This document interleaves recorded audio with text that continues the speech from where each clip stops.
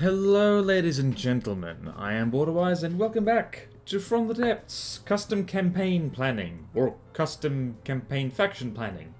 I forget what the title of my own series is. So, the bad news is I've not really been working on this stuff much at all. I haven't really made any new vehicles or anything like that. I have done one vital step, which we'll talk about later. But the good news is that other people have been far more proactive than me and have been building vehicles for the custom factions I've come up with, which is very, very nice, and I'm very grateful and thankful, and thank you everyone who has bothered to do that. Just so everyone knows, not every vehicle that is submitted or made will make it into the campaign proper, and pretty much all of them will need to undergo changes of some sort, either done by me or their original builders. Just because, like, nothing is really set in stone yet. It can change at any time, much like From the Depths itself. So what we're looking at here is the last thing that I made for one of the factions, the Amphitaswa Alliance, which is all about amphibious tanks. By the way, going to put a list of all the factions as they are currently and their rule set down in the comments section, so you can go check that. And if I have not done that, please remind me. It might be in the video description, actually. Probably be more smart. But anyway, so let's get into it. So, the reason we're starting with looking at the Amphitaswa Alliance, which, I just remembered that I've already explained that they're about amphibious tanks.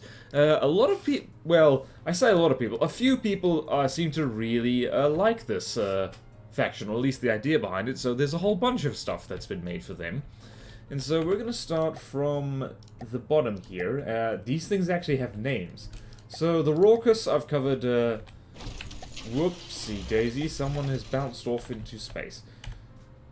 Whee! Oh, that's why. Whoopsie daisy. That's a problem. Let's teleport you out of existence. Just like so, because we're not even looking at you. And let's roll you back over. So the Raucous I've covered before. It's a big tank. Help? Nope. Oh, right, I'm in build mode, that's why. So anyway, big tank. It needs to be updated. I don't think this is the updated version. I need to go download that. And it is by, just so everyone remembers, Slim Kraken. And I have covered it before on Weird and Wonderful. And I won't be covering any more vehicles made for this custom campaign on Weird and Wonderful, because that's not fair to everyone else on the workshop, I guess. Instead, I'll be covering them in this series of videos, because that seems sensible. Right, so we've got the Raucous, that's one thing. And then we've got other stuff going from the bottom. We've got something here, we've got the Turtle by someone who's made two vehicles for this. This vehicle is by, and I'm going by the Steam Workshop name, Wacky Woohoo Pizza Man, which is like, I love reading people's usernames. So, this thing is going to need a paint job because the whole point of the Amphitaswa Alliance is that they're kind of swamp themed, so this will probably be green. So paint 22 is paint 22. 22 is over there, probably be something like this. Just that alone would probably do the trick. And yeah, so it's apparently based on a river monitor, which I understand completely. It's basically just a makeshift amphibious thing that you just kind of trundles along the river and just shoots at stuff. Let's check the gun. The gun needs accuracy set, and let's check this. So it is Shake, Charge, HE, and Hollow Point. Alrighty, so this is a submission. I do love how it just has wheels on the back. It feels very, I guess, pre-World War I and World War I level of technology. It's quite good. And even if this thing doesn't make it in, something like it almost certainly would, because it's just too silly not to use. And then we've got the Model 1976, which is, again, by Wacky Woohoo Pizza Man. It is tiny. And in fact, this isn't really a finished craft, because it can't actually aim to shoot at anything, because of certain things that is designed. It's a local weapon control and kind of needs a little bit of... it's a little bit too strict, actually, because it doesn't shoot at anything more than 500 meters away. It doesn't shoot at anything above 50 meters. and it doesn't shoot at anything above 40 meters per second, which is a little bit too strict. We do want this thing shooting back. But yeah, looks-wise, I love it. It's very simple. There's not a huge amount of decoration work, but it's got a kind of T-34 vibe, so that's jolly, jolly good, and I like it. So yeah, that's the model 1976. So those are the two submissions. Well, not submissions, I guess fan builds that happen to be on the workshop by Wacky Woohoo Pizza Man. Thank you very much. I hope you stay wacky, and I hope you get lots of pizza. Look how tiny this thing is. It's so cute. It'll be so much fun to blow up, too. In fact, I'll demonstrate how fun it is to blow up. Let's go here. Yep. Yep. See? Very blow-upable. And let's just... Wow, it actually tanked that. That's neat. Anyway, so moving on, we got stuff by... other people. That's also tiny. So let's go find the Amphitasma DT1B, which is this fella. This thing is a bottom crawler. So apparently the idea is, and you can tell because it's got a sonar on it. Let's see here. That's a frag thingy. This thing... Again, is probably going to need a fair amount of tweaking before it's anywhere near campaign ready. Also because... I am not a fan of the idea of using bottom crawlers in this custom campaign, simply because they're not fun to fight, really. It's just like, it's like submarines, but even worse. So probably not going to be used for that, but there's nothing stopping us from having something with this kind of layout in it. Just a twin-hulled little turret with that set towards the rear.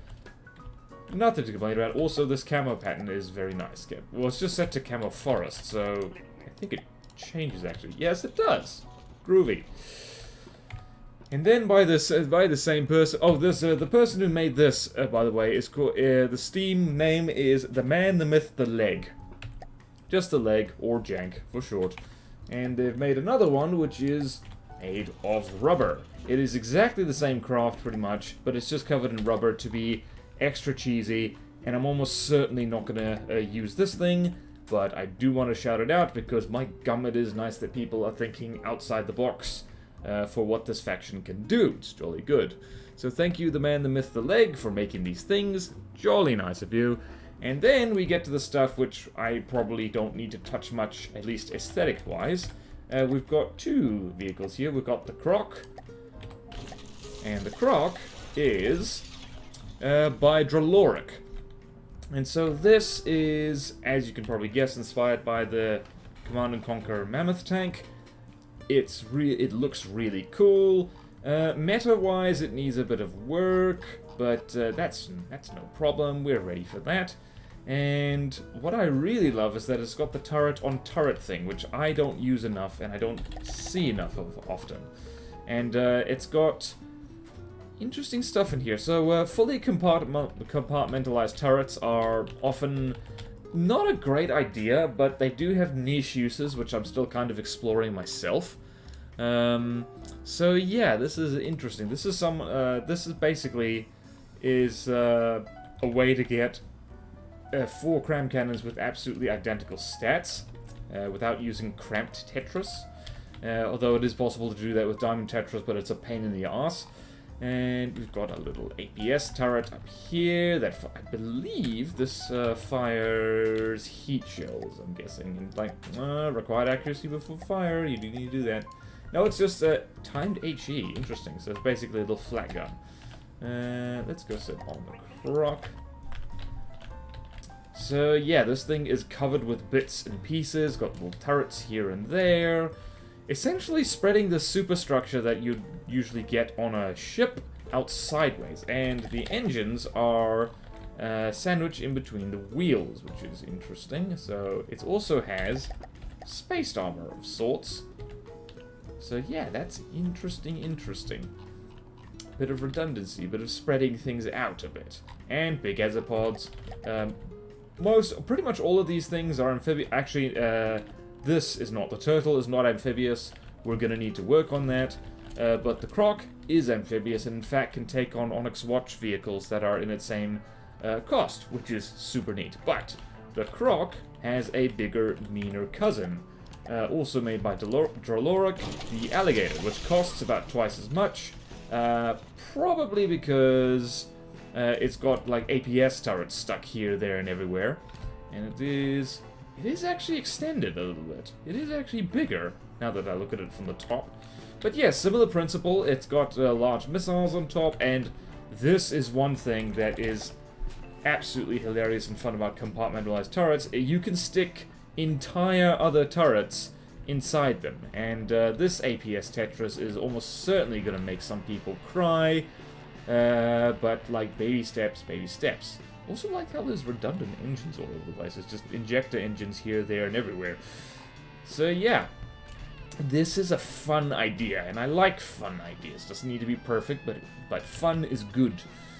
So yeah, it's got these cram cannons. I believe these things are just like over on the Crocodile. These are, yeah, they're pure HE, which is not ideal for cram cannons, but we can work on that later. So basically, people have saved me a lot of effort, because it means that instead of building a whole armada of vehicles from scratch, I can take their submissions and just tweak them a little bit and do things with them.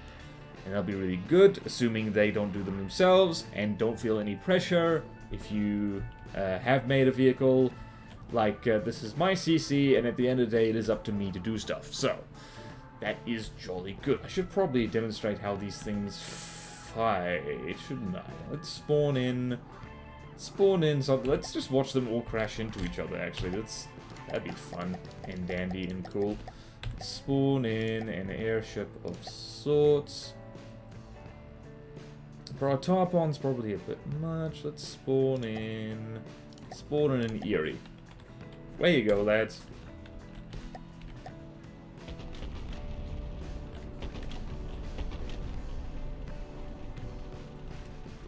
Whee! The Raucous just goes straight for it, which is great. Yeah, the Eerie is kind of completely outmatched here, but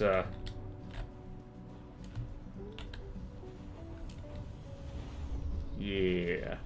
I just like seeing this. Like, actually seeing a whole bunch of these different vehicles all kind of going at it, moving around, doing stuff. Except for that one. What are you doing, mate? Oh yeah, I blew you up. Let's completely repair you for a second. Whee! Splat! Man, cram shells are huge. Whee! Okay, so we get the idea. So the Amphitryosaur Alliance has gotten a lot of love, but interestingly, they're not the only ones who've gotten some love from the community, which I'm very thankful for. So, there is another faction which I haven't been talking about much. I certainly haven't talked about in the video. It's the third faction called the Sewol Republic, which no, I don't remember how I came up with that name. It's just, I just don't know. Their description's nice and simple. It's one of the world's 2 superpowers. More on the other one later. I don't know how much later. One of the world's 2 superpowers with a well-balanced military focusing on combined land, air, and sea power. Every ship and tank has at least one air sub-vehicle. So that's their gimmick, is that it's Cold War style stuff. So we're talking about like 1950 to 1990 aesthetic. Doesn't matter what nationality you're being inspired from. It could be United States, could be USSR, could be European, could be Chinese, could be whatever. I don't mind. I don't mind. So we're gonna go here, Sewol Republic. So I haven't actually made anything for this yet, but an enterprising person, Soviet Potato, has made 2 battleships already, which is super cool. Both of them are over 1 million materials, and they're not quite boss level. They don't do incredibly well against stuff that's in their price range. So, like, I've been testing them against things like the Tier and the Stronghold and stuff like that. They don't do amazingly well, but they don't have to. Remember, the goal of this campaign is mostly to be fun, not, like, really difficult. So, mostly they just look really pretty. I mean, look at this. It just looks so pretty.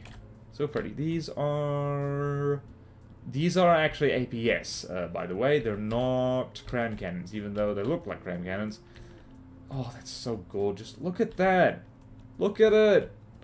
So beautiful. So pretty. So, Sweet Potato, you make pretty stuff. And there's a little seaplane right here with, what are these? Radar-guided missiles. And more radar-guided missiles. So, something about, like, having a propeller plane with advanced missiles on it just is kind of just really funny to me. It's just really good. So, yeah, this is just BB-01.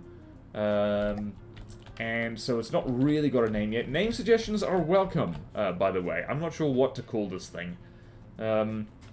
It's got kind of an Iowa vibe to it, and I haven't even worked out the naming scheme for this faction at all yet, by the way. So naming scheme is currently just 3 question marks. So maybe, yeah, I have no idea. Like, what naming scheme would fit just a universally Cold War themed faction? Haven't even figured out their paint scheme yet either, but something like this is probably not far off what we're going to use. And then there's another one, BB-02, which is pretty similar, but a little bit bigger. A little bit bigger, a little bit meaner. It's got quad guns instead of... It's got quad guns instead, and it's got 2 planes. So it's got a little plane right there that sometimes commits harakiri on the superstructure, but that's okay. And yeah, so it's got more guns by the looks of it. Yeah, lots of guns, lots of lifeboats. Gotta love those lifeboats. And yeah, very pretty. Let's show you the innards of these things. So, what have we got here? We've got armor. So we got, what do we got? Alloy, lots of alloy. Actually, a huge amount of alloy. My goodness. Just, I guess this is just to make the damn thing float. Lots of alloy. Stacked alloy. Whew. Wow, there's... Empty space actually does work better as buoyancy, by the way. Okay. Let's look in here. Lots of guns, lots of guns. This thing's mostly guns. Let's check the armor percent. Armor cost is only about 1/3, so the rest of it is just fun stuff, which just means guns. Let's see, I think this one fires actually pure kinetic shells out of the main guns, which is quite fun. Let's go here. Access intakes. Let's check that. Yeah, okay, no, this is a semi-penetrator. But it is a... It's not a railgun. What the heck? Ah, interesting. I need to do this more often. And let's go here. Armor piercing 2. Armor piercing flak. Alright, so that's the secondary gun. Jolly good, jolly good. This is the one I think that fires like just pure kinetic rounds, basically for giggles. Let's see here. Yep, that's pure sabot. And then it's got the secondary thing there. Well... It actually works kind of well. Like, I did say that neither of these things do incredibly well. They're evenly matched, at least, against the tier. But, like, there's just a big shotgun blast of, like, 500-meter sabot shells actually do a pretty good job of just going straight through a tier and, like, popping the ammo compartments. And popping the turrets off and stuff like that. So that's pretty groovy. Are you not gonna collide with each other if I tell you to do stuff? Oh dear. Your minimum speed isn't set, is it? Oh well. So let's have you lot fight something, shall we? Just for giggles. Just for fun and giggles, because fun and giggles is giggly and fun. Wait a minute. You have a 3rd sub-vehicle. Do you? Where's your 3rd one? Or am I crazy? Nope, there's only 2. Also, is the game paused yet or no? Nope, it's unpaused. Let's spawn in something big for you to play with. Let's spawn in 2 tiers. Can my PC handle this? I hope so. It'd be quite embarrassing if it couldn't. So yeah, that's basically it for this, I guess, this update on the custom campaign. Are you set to... Okay, never mind. Ah, you were not turned on yet. So yeah, like, the one thing I have done is starting to work on the map editor. And progress on that kind of started off promising, and I've immediately run into a bug with it. Basically, I did some work on a map, and then tried to load it up again, ran into an error, and it's not working anymore. So, I don't know if other people are getting that error. I should probably show you it, but you know what, yeah. Actually, let's do that. So, you can imagine how this laggy fight would eventually go. Actually, how is it going? 94%, 100%, 98%, 99%. We'll call it a draw, and I will show you the world I've been trying to build here. So let's go here, custom campaigns, load in Canoemageddon, and when I try to do this, uh-oh. So yeah, this is, I don't know what any of this means, but it means I can't edit it. And the map so far is just neater, but shrunk slightly because I do want a long, narrow map like this. So I have absolutely no idea how to fix this, or if there even is a fix. But yeah, we really can't do a hell of a lot until I figure out a way to do that. But if you want to make more vehicles for the factions, like I said, faction rules will be down in the comments / description, and you can feel free to do that or not. It's like, there's no pressure. I'm not in a hurry at all.